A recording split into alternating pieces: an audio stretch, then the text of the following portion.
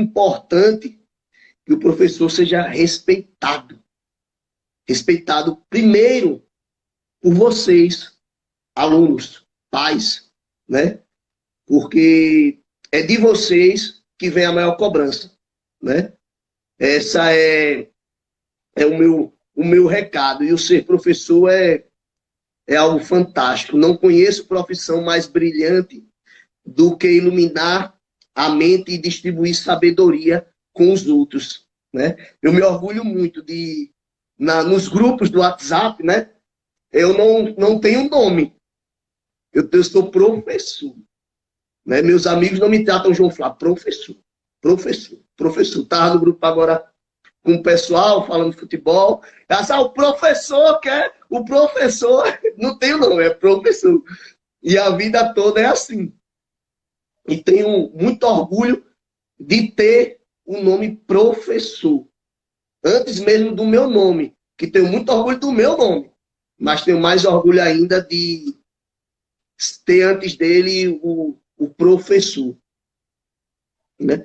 Quero agradecer. João, você não vai embora agora. Você não vai embora agora. Pelo convite. Falta 1 minuto. Preste atenção, falta 1 minuto para acabar esse tempo de live. Certo. 1 minuto para acabar esse tempo de live. Você pode ter outro compromisso, mas você vai ter que voltar aqui. Não tem outro compromisso, não. Então vou pronto. Correr só 10 da noite. João Flávio vai voltar no segundo bloco, certo, gente? Junto com outros 2 convidados que já estão aí, e possivelmente outros que eu posso chamar aleatoriamente aqui. 23, 27 segundos. Voltem para cá, certo? João Flávio, pergunta, você está sempre em construção ou você já se construiu? A gente volta já para você responder isso aí. Vou responder, na hora. Você está sempre em construção ou você já terminou todo o seu prédio? Na volta eu respondo, né?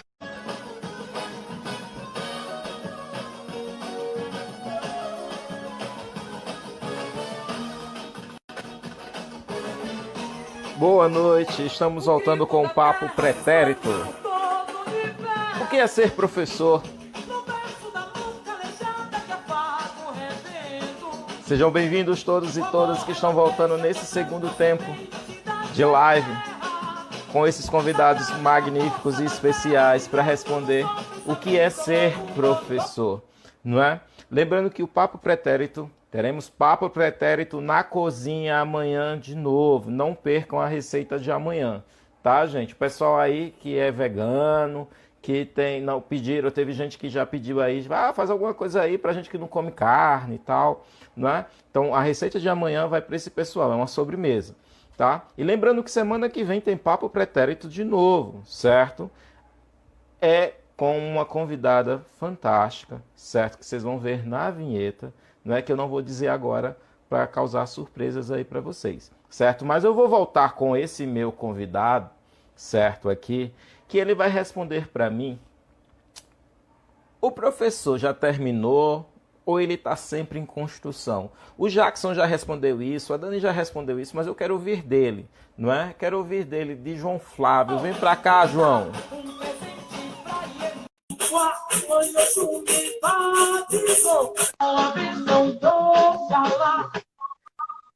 Tá comendo, cara?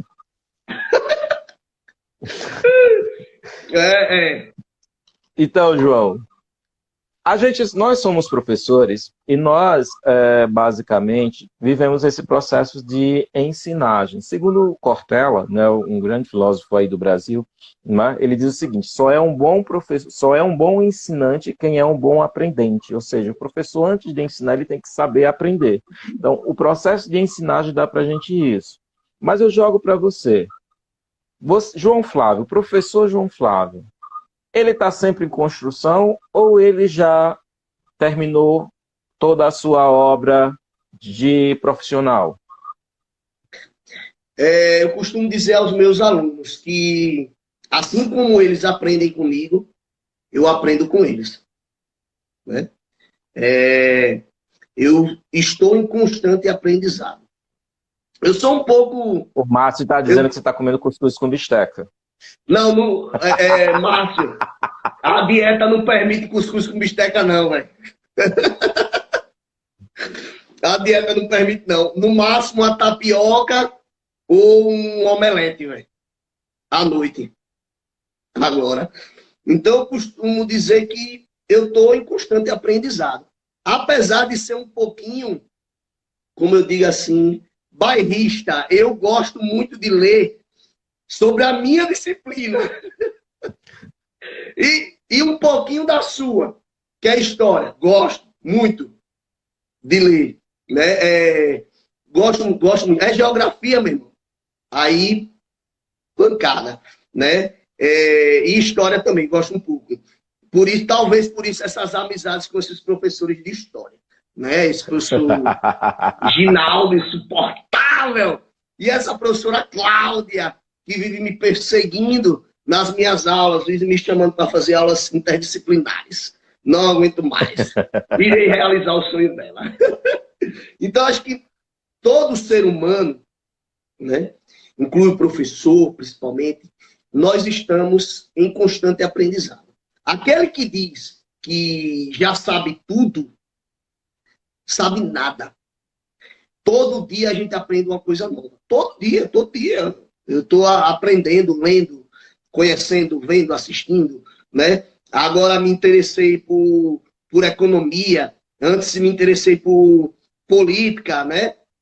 Então, e a gente vai aprendendo não só para a nossa profissão, mas para o nosso dia a dia, com diálogo, né? Para você ter o que ofertar quando seus alunos lhe perguntarem sobre algo que está dentro da sua disciplina, mas talvez não dentro do seu conteúdo programático, né? Ô, João, veja só, caos criativo ou calmaria? Eu não posso deixar de não fazer essa pergunta sempre. Caos criativo ou calmaria? Mar calmo nunca fez um bom marinheiro. Nunca, jamais. Ginaldo, eu sou de Ares, meu irmão. Eu gosto do fuzuê. Eu gosto da bagunça. Calmaria? Ah, que calmaria? Nada. Eu gosto da criatividade. Né? Meus alunos que fizeram o meu trabalho, meus trabalhos sabem como é, né? Ó, tem que ornamentar a sala, meu irmão, vai correr atrás disso. Você tem que se fantasiar, você tem. É isso aí. E também me envolvo, não tem esse problema, não. Quando me chamam para gincana, né? Não tem, eu me entrego mesmo. Quem foi meu aluno no Dom Fernando viu que nos meus primeiros meses de escola eu fui Carlinhos Brau, né? Do nada surgiu Carlinhos Brau.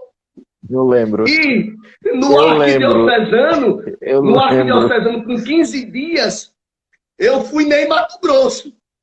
Com 15 dias de casa. O menino, professor, tem que imitar um cantor. Eu disse, rapaz, eu vou ver aqui cantor, tem que ser nem Mato Grosso. Isso é comigo mesmo. Traz a roupa aqui, eu arrumo e encheu o ginásio para ver. Encheu. Bem na hora. Então, comigo não tem calmaria. Né? Calmaria só na hora de dormir. E olhe lá. Porque ontem deu dor de cabeça para dormir, né? Mas... João, eu não posso não deixar de fazer, colocar, toda live que a gente fala de professor, eu sempre resgato isso, porque eu gosto de ouvir as opiniões. E aí, o que acontece? A gente sabe que sempre tudo sobra para o professor.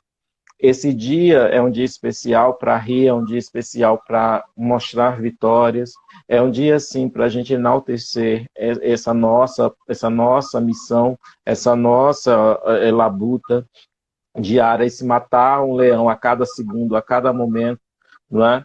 Mas a gente sabe que sempre tudo sobra para o professor.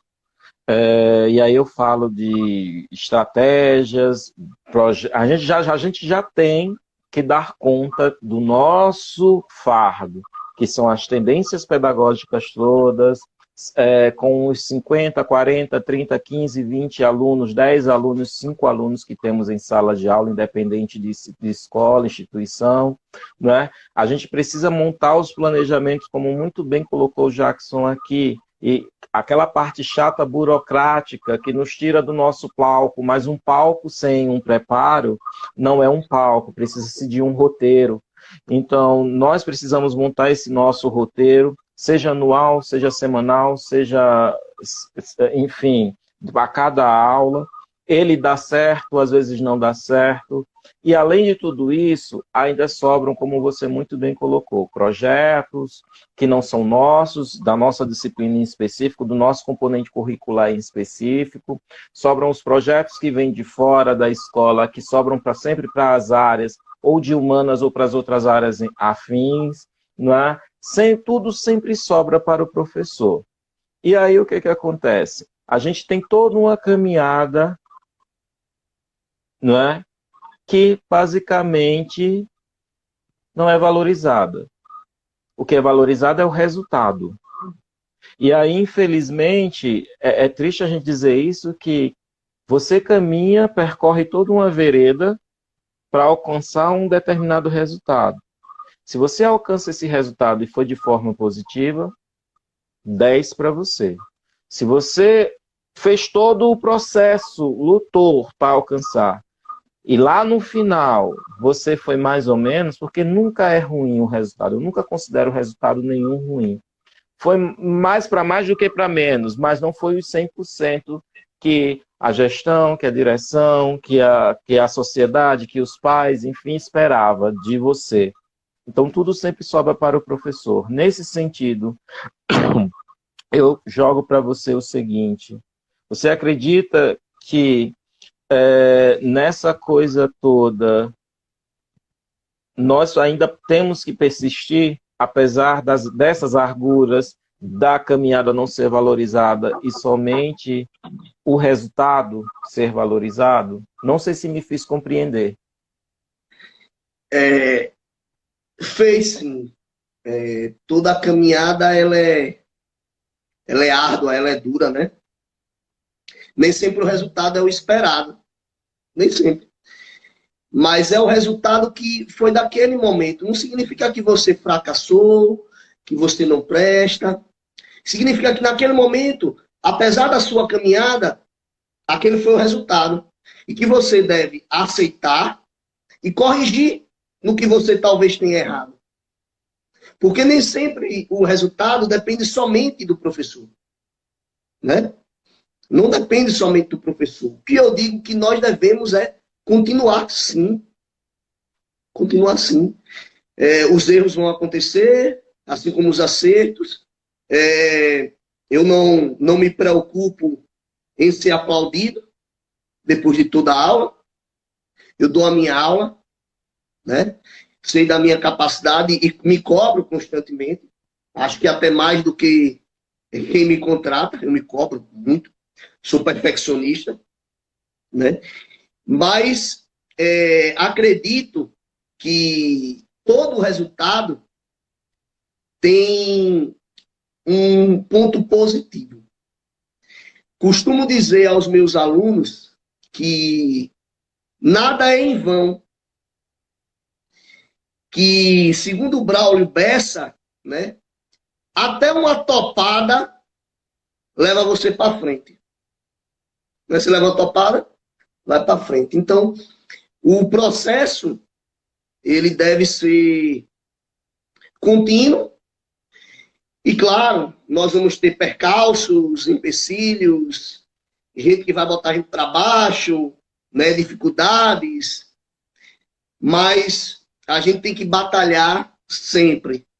E não se abater pelo resultado ruim que a sociedade impôs a você, que é ruim. Mas que só você sabe o quanto você batalhou para ter aquele resultado. Eu acho que, para mim, ele está aqui. Né? Estava aqui. Eu não sei se ainda está. Um aluno, Oswaldo, foi meu aluno, hoje já é pai, já se formou e tudo. E Oswaldo foi meu aluno, ele veio me procurar para passar no Cefet. Eu não dava aula à noite, eu dei aula para ele à noite, para o Cefet. E ele passou. E para mim o prêmio não era o valor que ele me pagava por mês, mas a aprovação dele. que ele estudava. Já que você já está nessa fala, o André, que foi um aluno nosso do Instituto, enfim, diz aqui: nossa, velho, que saudades do João Flávio zoando o meu cabelo. E agora você fala